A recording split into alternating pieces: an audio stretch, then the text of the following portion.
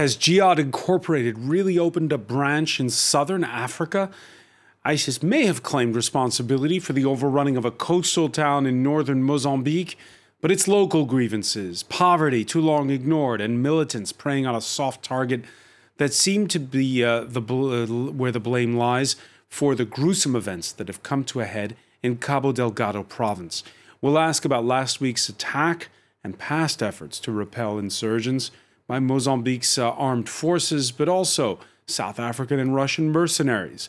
With former colonial power Portugal soon to deploy military advisors, we'll ask how to secure an area that's sitting on untapped billions of euros worth of liquefied natural gas that could soon make Mozambique rich.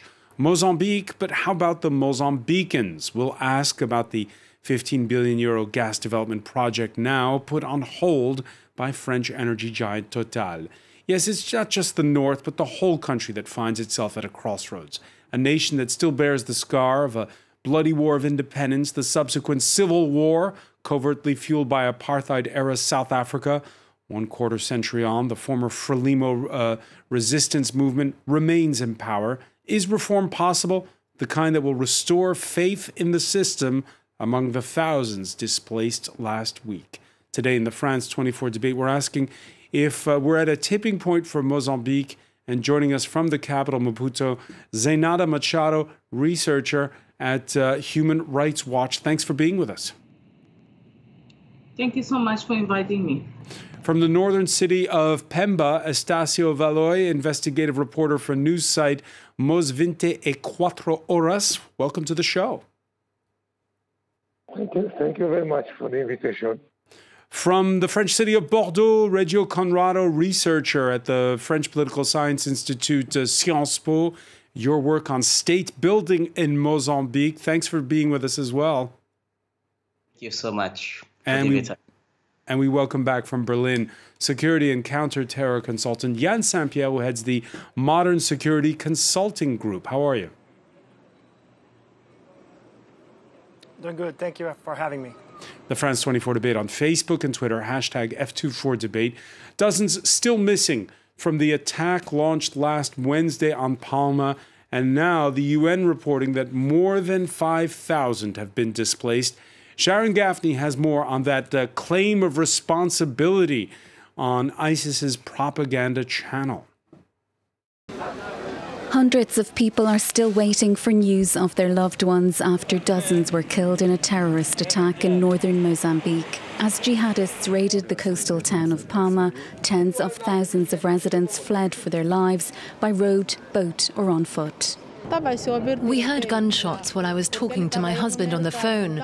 He was going to the market. I lost the signal and haven't been able to get hold of him since. I left security guards behind. I left the company, trucks, machines. I just left with the clothes on my back. Nearly 200 people were forced to seek refuge at a hotel during the raid. Among them, a South African construction worker who would have celebrated his 41st birthday on Thursday. Adrian Nell's mother says he was killed in an ambush during the rescue operation. He was just such a kind, loving, joyful person and certainly didn't deserve to die like that. Following days of clashes with armed forces, the Islamic State group has claimed responsibility for the attack. It says it's now taken control of Palma, but government sources say the jihadists were forced to flee the town. Palma is just 10 kilometres from the site of a multi-billion-dollar natural gas project being built by energy firms such as France's Total. The streets of the town are now deserted and communication has been cut off. Extremists who pledge allegiance to Islamic State have waged a 3-year insurgency across northern Mozambique. The violence has claimed more than 2,500 lives and left nearly 700,000 people displaced. And that claim that the government had secured control of Palma has been rolled back. Securing it won't be easy. Rebels still hold the port town of Mocimboa de Praia, which they captured all the way back in August. They've since seized nearby villages. On Tuesday, the military told Mozambican state television the operation to dislodge the insurgents was now still ongoing. Resultado, mesmo hoje se puderam ter a oportunidade de ver nós estávamos a continuar ainda a fazer o desembarque de tropas no terreno. Então, esta é uma manobra para permitir que a própria tropa possa ser infiltrada até nas zonas que nós indicamos para serem ocupadas. Essa manobra é feita com acompanhamento do tiro. Portanto, não pode ser um passeio normal, não. Tem que ser feita a cobertura com as tropas que já estão no terreno a consolidar o espaço. Zenata Machado, have you been able to piece together what the latest is in Palma? Not necessarily what the latest is in Palma, because as you may know, communications to Palma remain cut off, so we can't really establish what is going on in there.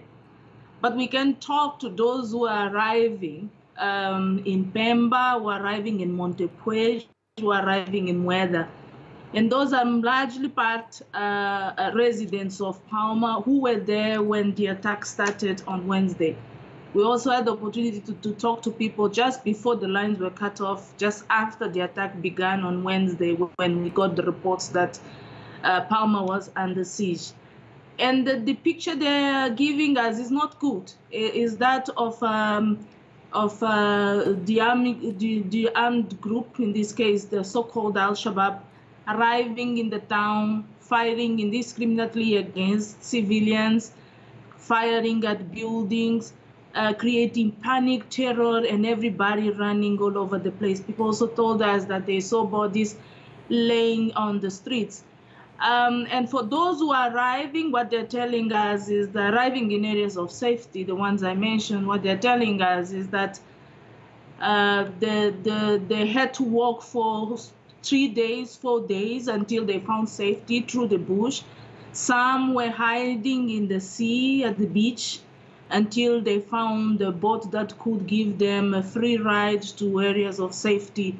And others went to the Afungi compound, from where they then got help from Total and the authorities.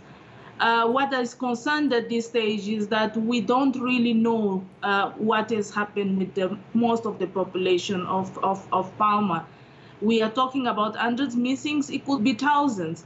I know for the UN is already being able to help some of the people to lead them to safety, but it's also concerning to us at this stage that there is very little security presence in those bushes, for example, where people are walking through to help them to get to safe places in security. And as you know, I mean, walking through the bush for days, several days, they are facing all type of danger, including, for example, meeting the same gunmen who will then commit serious abuses against them. And I'm talking about kidnappings, beheadings, and so many abuses that we might not even live to be able to hear about them. Yeah, it's been exactly 1 week since that attack of the town of Palma. Estacio Valori, where you are, in the nearby northern city of Pemba, they're awaiting, according to the French news agency AFP, 2 vessels with some 1,100 displaced people, some of them injured.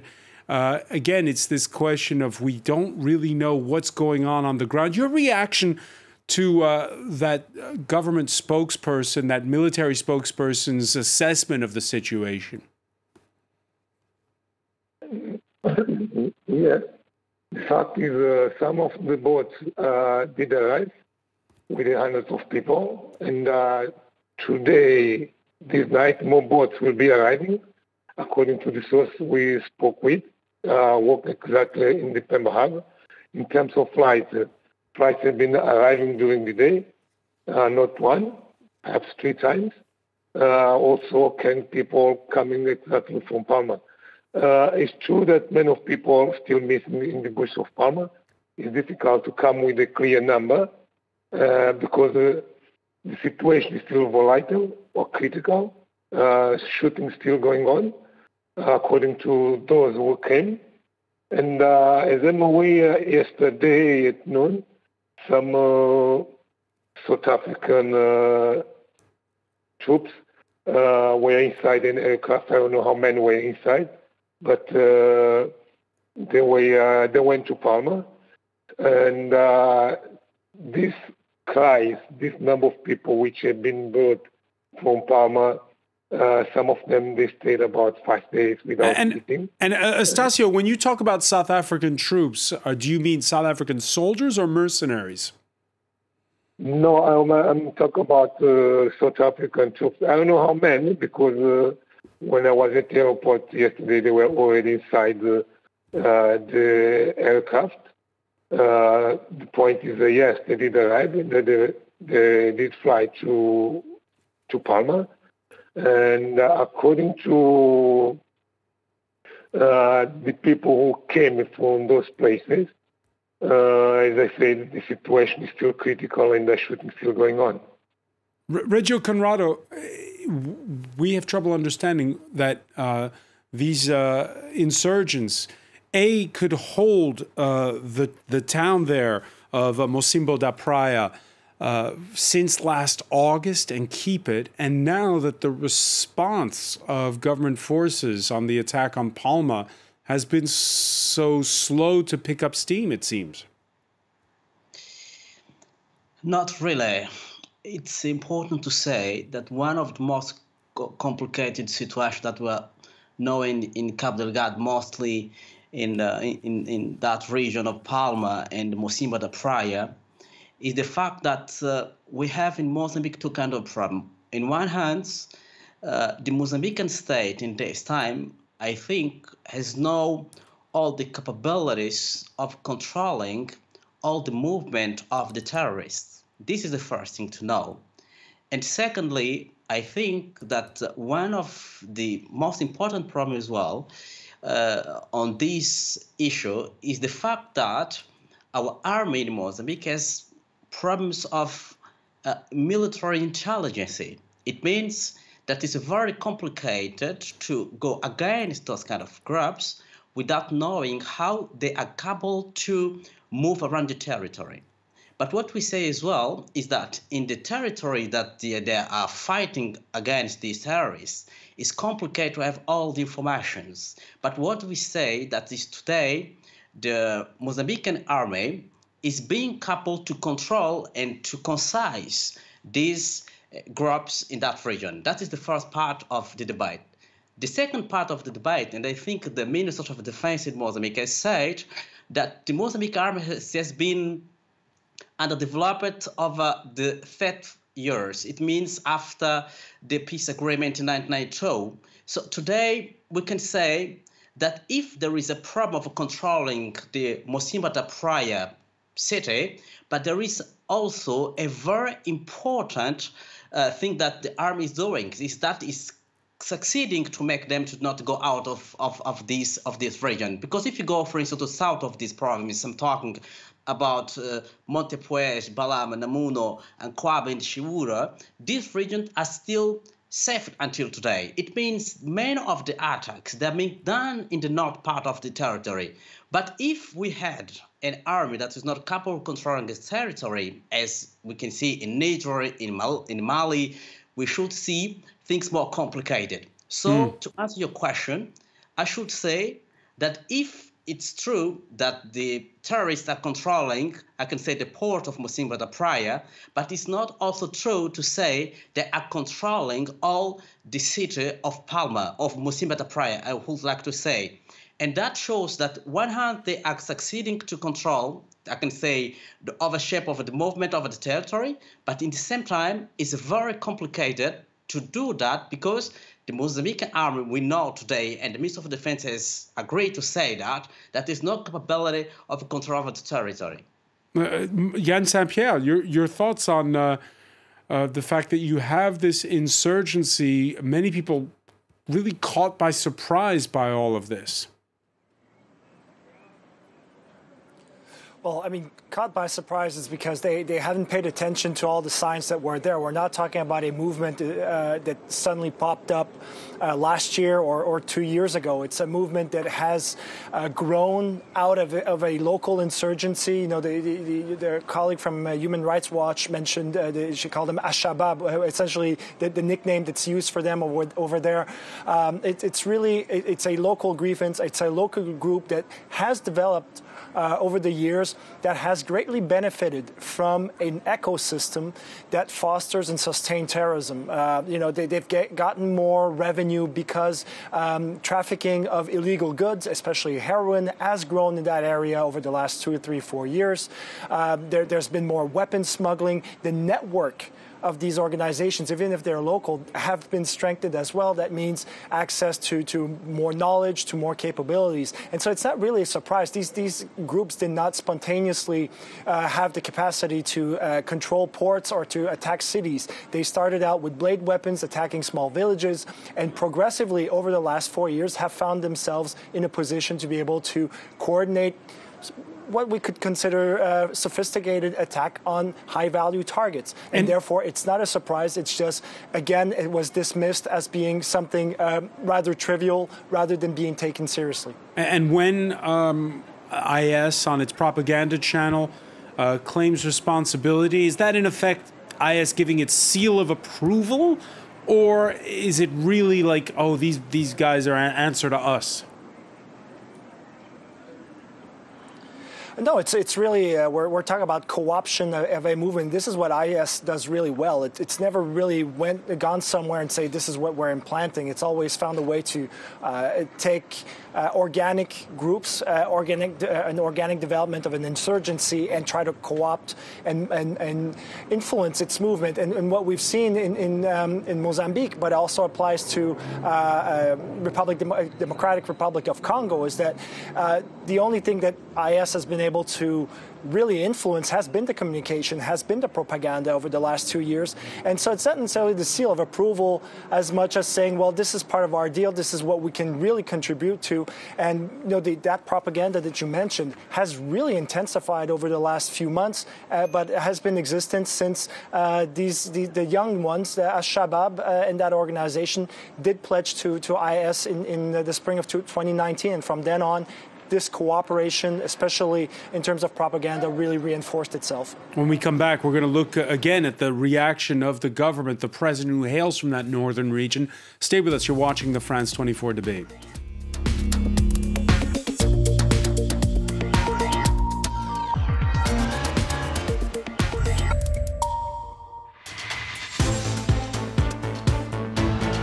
Welcome back, or welcome if you're just joining us. It's the France 24 debate, and the world becoming aware of that Islamist insurgency in northern Mozambique. It's now taken or overrun, we should say, a second town after taking one over back in August. This one, Palma, right next to where they're building a liquefied natural gas facility that will tap into what promises to be some of the world's biggest reserves. We're talking about it from Maputo, Zenata Machado, researcher at Human Rights Watch. From the northern city of Pemba, Estacio Valoy, investigative reporter for news site Mos 24 Horas. From Bordeaux, Reggio Conrado, researcher at Sciences Po, the French Political Science Institute. And from Berlin, security and counterterror consultant Yann Saint-Pierre. Zenata Machado, 1 week on, for the first time, we've heard from Mozambique's president, Felipe Nyusi, saying this isn't the biggest attack and saying the citizens should not let themselves be distracted by it. Your thoughts on the president breaking his silence after a week? Okay, I don't know the reasons why he has been silent, so I'm not going to elaborate a lot on that. What I can say from his comments is that at one point I agree with him. This hasn't been by far the worst attack since this insurgency began in October 2017. We have had worst episodes. We might have had, depending on what we see at the end of this siege, a bigger number of casualties. What is different about the Palm attack is that it's for the first time it killed foreigners and in a significant number. And it also happened near a major project from a large multinational group, which is Total. And that might have called the attention of the international media, and therefore all eyes are on Mozambique at the moment. But this conflict has started it's going to 4 years in October this year. And since it started, we are talking about almost 2,000 people dead. We are talking about 500,000 people that have been displaced. We are talking about a huge humanitarian crisis that the United Nations is struggling to find rise to sustain. And we are talking about serious human rights abuses from all the sides. It's not just by the gunmen that is so-called Al-Shabaab, but also from security forces. We have been reporting on those things. We have been documenting those abuses, not just us. Amnesty International recently published a report in which, for example, denounces abuses by not only by security forces and the Islamist group, but also by the private mercenary group that is operating on the side of the Mozambican government. So the Mozambican people have been let down for the past 3 to 4 years. On that score, let me ask you, Zenata, do you welcome the news by Portugal that it's sending 60 military advisors? For as long as that mission would mean to help the Mozambican forces to respect human rights, then it's welcome. Anything that is not that, then it will be concerning. And the reason why I think it's welcome if it focuses on human rights is because at some stages we believe strongly that some of the misbehaving of the security forces has to do with lack of preparation. There is an element of indiscipline, bad behavior, abuses, and crime that needs to be dealt with sooner than later. It should have been dealt with long ago. Impunity cannot continue to survive in Mozambique. But there is also an element of not knowing what to do, especially when attacks happen. It's not clear what is the role of the security forces on the ground.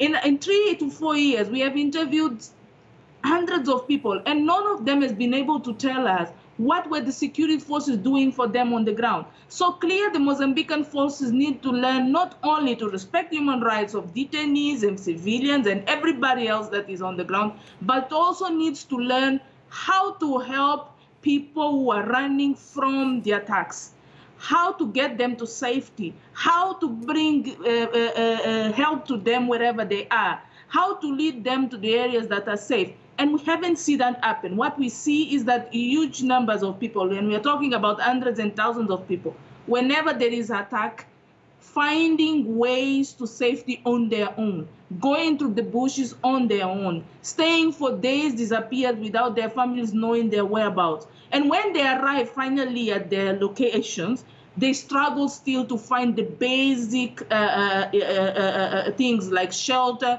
food, medical attention, and so on. So if the European Union or the Portugal help will address those things, then it's very welcome.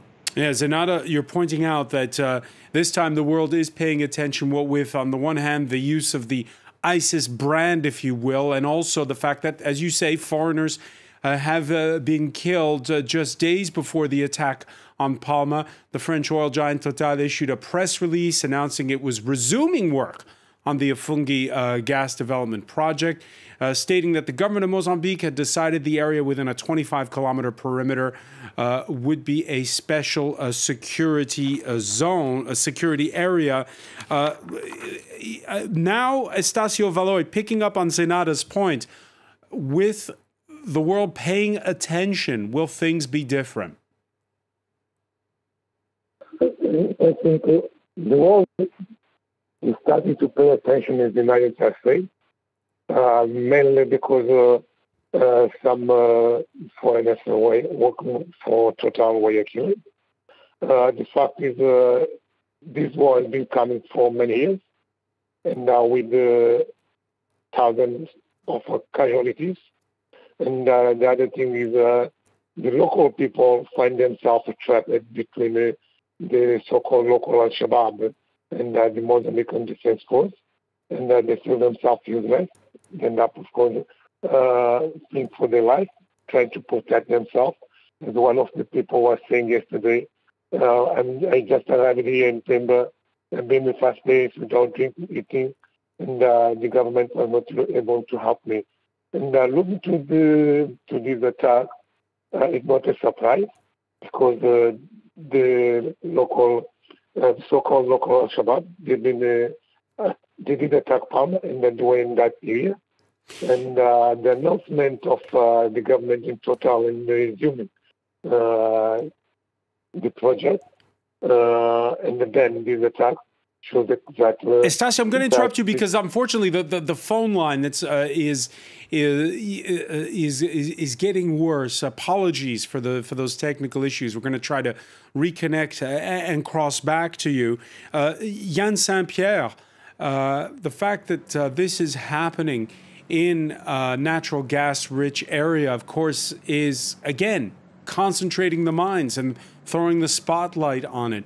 Does that make the prospects for helping those citizens who felt ignored better, worse, the same? I think it doesn't change anything. Yes, it does attract more attention, but the fact that Eni and Total have been, clamoring about the issues that they're having and how the insecurity is endangering their projects, this has been going on for months.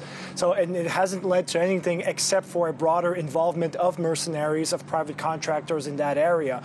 And, what I see right now is, yes, there is more attention, but the awareness doesn't seem to have changed at all. And therefore, a lot of the issues that my co-panelists mentioned are still prevalent. I don't think they'll change anytime soon. But we did see, we had a lot of token gestures. Let me ask you about this. Because we had a Mozambican analyst on Tuesday who pointed to when there was the attack on that gas field in Algeria. The Norwegian company Statoil insisted upon a thorough investigation, and he said that was a positive development and thinks that the fact that Total is in the mix could be something that will put pressure on local authorities to do things right and not succumb to the kind of human rights abuses that will further fuel radicals. I wish the comparison could hold up, but the Total doesn't have that reputation. It doesn't have that reputation in Mozambique, and the pressure that it's put on from last year on and up to now hasn't indicated anything that the type of pressure that it is putting on, and other actors, not just Total. They're looking for a solution to the problem, and not necessarily one that is, they want a solution, period. And if that solution does require more stronger measures if need be. I think so far what's been indicated is that they won't push for such an agenda that much, and therefore I don't think it'll change much in the current context. I think the situation in Algeria was very different. The interests were very different, and I think right now, unless there's a proper structural strategy and a way to contain the insecurity and the threat to the interests of Total and other petroleum groups in the area, I think we're going to see a policy and approach by companies that isn't necessarily more conducive for human rights. All right, before I turn to Reggio Conrado on this, let me just ask Zenata Machado, do you agree with Yann Saint-Pierre that France's Total is not Norway's Statoil and that we shouldn't expect too much from the French oil company? I'm not very familiar with the past activities of Total. On the specific case of Mozambique, I think Total has at least taken care of its staff, and used some of his airlifting initiatives to also help some of the locals, for example, to leave Palma and go to Pemba. Where our concern is with Palma, with Total and its deals, especially the security deals with the Mozambican government, and we have raised those concerns in the past, is that when they discuss, number one, it's not transparent, it's not a process that is public, that includes the locals of those regions who are able to also make their inputs in the process of securing the areas where Total is operating.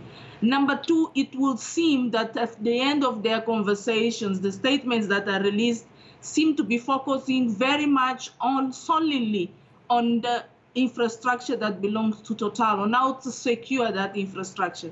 The problem with that approach is that Total seems to be very comfortable with the idea of having themselves protected, but not the communities around it. And that is a problem. And my advice to them is to reconsider, if that is the case, that position, and think about what future it wants to have in Mozambique. Do they want to have a beautiful compound, super protected, and surrounded by nobody, because the population of those areas would have left because of insecurity and danger? Or they want to be go down in history as a company that helped develop Mozambique and the communities around its infrastructures? All right, Reggio Conrado, that brings us to the question that so many countries in Africa have had to ask over the last couple of decades about whether or not having the discovery of hydrocarbons, oil or natural gas, whether it is a blessing or a curse. When you think of the people right now who are running for their lives from that northern town, what are your thoughts on how life will be for them once they start, and they expect to do so as of 2024, tapping into that liquefied natural gas? Well, let me say something before answering your question, is that we have to understand that the state in Mozambique until now, since 2017, has been capable to constrain different movements that are acting or that being active in that region. If the state was absolutely incapable of giving its capability to control, to protect, and to avoid more damage, I think that today Cabo Delgado should be occupied by all the terrorists. That is the first thing that we have to know. Secondly, we have to know that the Mozambican army has not been prepared to fight against those kind of acts. For that reason, today, it's really complicated to understand what's going on in that region. We know that really many of the people, analysts, say that the Mozambique army is not being capable of protecting people, etc. But hang on, Reggio, how could you say that? The military in Mozambique has been fighting insurgencies almost since day one of independence in 1975. You're saying they're not equipped to fight this kind of insurgency? No, that's not the question, because since 1977, it was a quite different war. It was a quite different war. It means it was a civil war. We knew who was fighting. We were fighting against. And today, it's a bit complicated because we have acts that are not possible to be understood as easy as it was, for instance, during the civil war. And today, if we ask to the Mozambique government who are we fighting to, or we are fighting against? We don't know. So we can say that today is quite different. And secondly, after the peace agreement, we know that Mozambican army has been practically underdeveloped, under-reformed. So today we have a very complicated situation, and the capability of the army is not at the level of the challenges that we find today in Mozambique. For that reason, today we need absolutely people coming from Portugal, come from France, from United States, to give us a kind of a different approach of going against these groups. So it's not to say that the Mozambican army is incapable, that's not the case, but it's to say that there is a kind of monk of capability of understanding the context of this kind of movement. For instance, the Mozambican state is not capable today to control all the border of the north. The Mozambican government, the Mozambican state is not capable to control all over the coast. The Mozambican government does not really better than these groups the geographical situation in the Cabo Delgado. And we don't know really, as some authors, some analysts say, we don't know who are these groups. So we can say, in a very simple way of saying that we are in a very particular situation. even in the country that they have been able to fight against these groups, we know that did not succeed, as in Niger, as in Mali, as in Chad, etc. So this is the first thing that we have to know.